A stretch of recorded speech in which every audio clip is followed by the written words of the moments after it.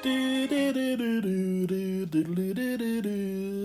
screen time and thank you for subscribing to iBenBrown Plays Pokemon Sleep, your source for daily tips, guides, and row tomfoolery about the global phenomenon Pokemon Sleep. You watch me play my morning of Pokemon Sleep while I give you advice to help you succeed in the game. Today we continue on Cyan Beach, grinding dish levels and gradually leveling up our future ingredient specialists. And that actually is our first topic of discussion today. Welcome to Strategy Saturday, what I think will be our ongoing Saturday segment for this channel, where we will reflect on the past week and then talk about our approach for the week ahead. Please keep in mind that the choices I make for my account are based around the Pokemon that I have, but I figure there's value in explaining why I'm making the choices that I'm making in case it does impact how you play the game today, tomorrow, next month, or if you're just looking for other perspectives on how to approach the game. So what have we been doing? Our overarching goal for outside of event weeks is to be progressing our long-term ingredient Pokemon. So we are running a team to strengthen Snorlax during the day, but at night we are switching out to a team of our future ingredient specialists, which is who you are seeing on the screen now. And goals here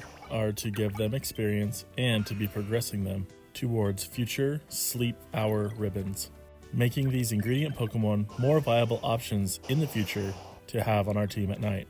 Basically, we're using a week that we don't really care how strong we are in order to grind. Our secondary goal while we're at Cyan Beach this week has been to grind dish levels.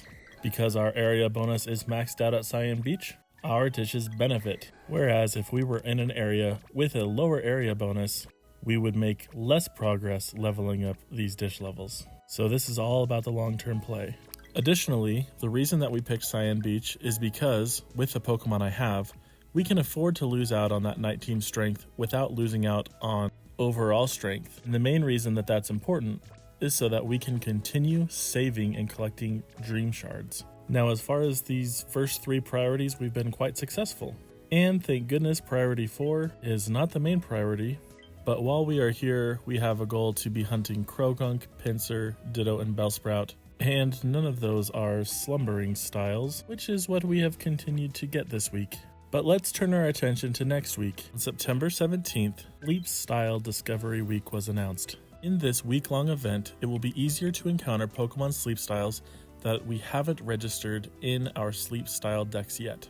As a player who currently has 465 Sleep Styles, I am not hurting for Sleep Styles to hurry and unlock anything. And with the event coming up, I have considered all of the tips from an awesome YouTube video from that channel called iBenBrown Plays Pokemon Sleep.